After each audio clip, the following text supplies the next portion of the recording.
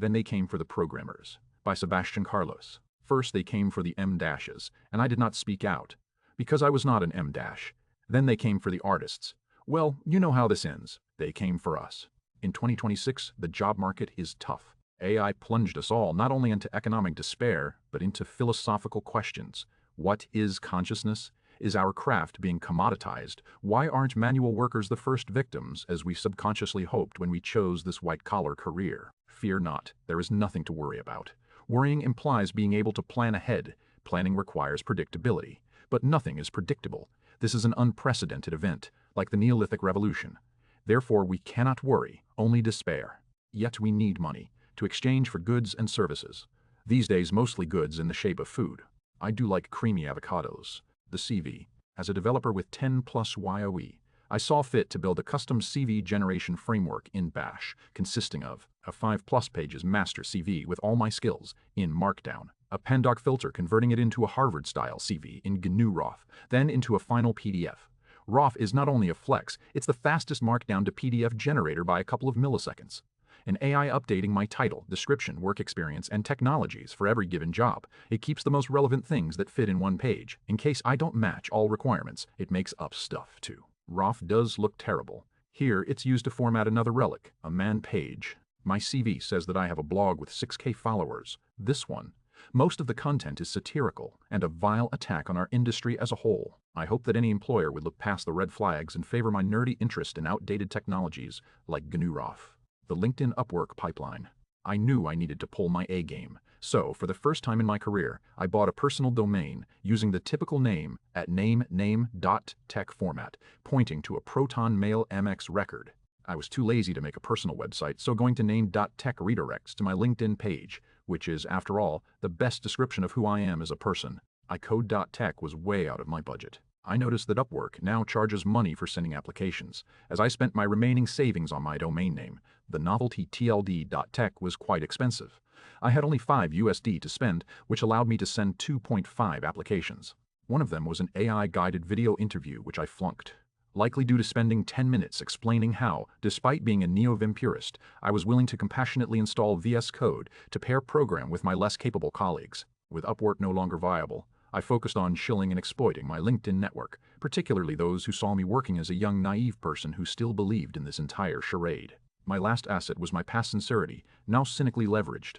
Luckily at work, my week as a Claude Code Orchestrator, an old employer from when I was a hard-working dreamer, was looking for a TypeScript dev. The job was a platform as a service / software as a service multi-tenant B2B WIP POC MVP for a niche market, itself using several software as a services for all non-trivial functionality. The 60K lines of code were entirely vibe-coded by a sushi chef. The team was encouraged to use Claude Code. I, instead, split my time 10% on Jira tickets, 90% creating a Vim wiki documenting the codebase. This investment would prove invaluable as soon as the order to refactor legacy code arrived. Granted, the entire team produced 10x more than me. On week 4, I conceded and installed Claude Code. To my dismay, it made me more productive. After all that psychological exhaustion, I took week 5 to recover by taking extended lunch breaks. I felt it was fair restitution. I repurposed my office as a temporary nap room until 3 p.m. This was trivial since my office was my bedroom, already containing a bed. I was promptly fired by week 6. As a parting gift, I thought of handing over my Vim wiki. But by that point it was outdated. 50% of the code base had changed into equally sashimi quality code. 6 months of HR Purgatory, back in the grind. A lead for a startup landed on my Proton Mail. I followed it through all kinds of interviews, leak code, system design, AI empathy, gigantic take-home exercises. At the very last minute, the HR lady told me the position had been filled internally, but that a new role was about to open up, and they would keep me in the loop. So, I set up a cron job, footnote. It's actually a systemd time unit, not a cron job. I'm not a hardcore init system purist, and I do like Leonard Poetering as a person.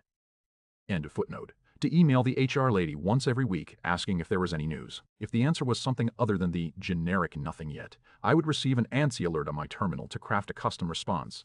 This often happened because their Python project fell through but were about to secure a mythical new role in Java and wanted to know if I knew Java. Of course I know Java. Of course I know Java. This kept going until summer, when she told my automated script that there was nothing available for the short term. I took that to mean they were officially offboarding me, even though I had never been officially onboarded, despite writing 5K lines of take-home Python software as a services. Honestly, I knew I wasn't getting the job from day one, but I built the script and kept it going for 6 months just for petty revenge. If I managed to cause the tiniest annoyance to an HR person through malicious compliance, it was all worth it. I could have applied elsewhere in the meantime, but only desperate people keep multiple pipelines. That's not me. My gig as a doorman. Facing financial ruin, I was finally forced out of the digital space. The neighbor of a second cousin introduced me to his boss, the superintendent of a residential building. During our short introduction, I tried to convey that, while I saw the entire ordeal degrading, I was going to take the job seriously. Also, my innate misanthropy made me great at dealing with people. So, I ended up as a doorman. Manual labor had finally caught up with me. Technically, this was just another desk job, but with much less to do. The night shifts were long, so I often read a barely hidden book.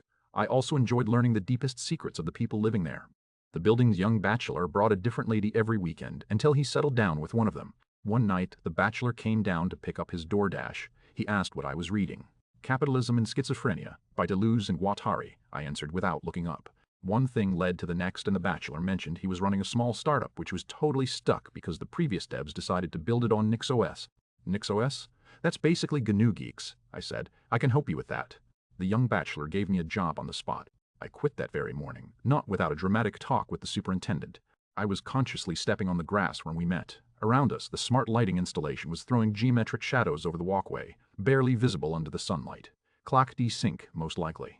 I spoke platitudes about how we both knew this day would come, and that I'm not spinning on the ground right now only out of respect for Miles, the cleaning guy, who was pretty chill. Closing thoughts. The key to surviving the AI revolution is being uncompromisingly stubborn, being passive-aggressive to HR, spending months of self-sabotage, reading French philosophy, metaphysical self-sabotage, and knowing obscure Linux-based software. Eventually, for some reason, everything will turn out just fine. And remember, if you are better than them, wear that with pride.